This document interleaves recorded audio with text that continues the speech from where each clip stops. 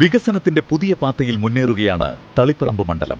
ജനങ്ങളുടെയും ആവശ്യങ്ങളിൽ നിന്ന് ജനിച്ച ഒരു വലിയ സ്വപ്നം യാഥാർത്ഥ്യത്തിലേക്ക് കടക്കുന്നു. പറശ്ശിനിക്കടവിൽ ഉയരുകയാണ് ഒരു ആധുനിക bus stand cum shopping complex. 27 കോടി രൂപ ചെലവിൽ നിർമ്മിക്കുന്ന ഈ പദ്ധതിയുടെ ഒന്നാം ഘട്ട നിർമ്മാണത്തിന് 7 കോടി രൂപ അനുവദിച്ചാണ് പ്രവർത്തനം ആരംഭിക്കുന്നത്. ബേസ്മെന്റ് പാർക്കിംഗ് ഉൾപ്പെടെ 5 നിലകളിലായി 61,000 ചതുരശ്ര അടിയിലാണ് ഈ ആധുനിക സമുച്ചയം ഉയരുന്നത്. ബസ്സുകൾക്ക് നിർത്താനും യാത്രക്കാരെ എളുപ്പത്തിൽ കയറാനും കഴിയുന്ന ബസ് ബേയും പാർക്കിംഗ് സൗകര്യങ്ങളും ഇവിടെ ഒരുക്കപ്പെടും. താഴത്തെ നിലയിലും ഒന്നാം നിലയിലും പൂർണ്ണമായും വാണിജ്യ ആവശ്യങ്ങൾക്കായി 50ഓളം വ്യാപാര മുറികൾ.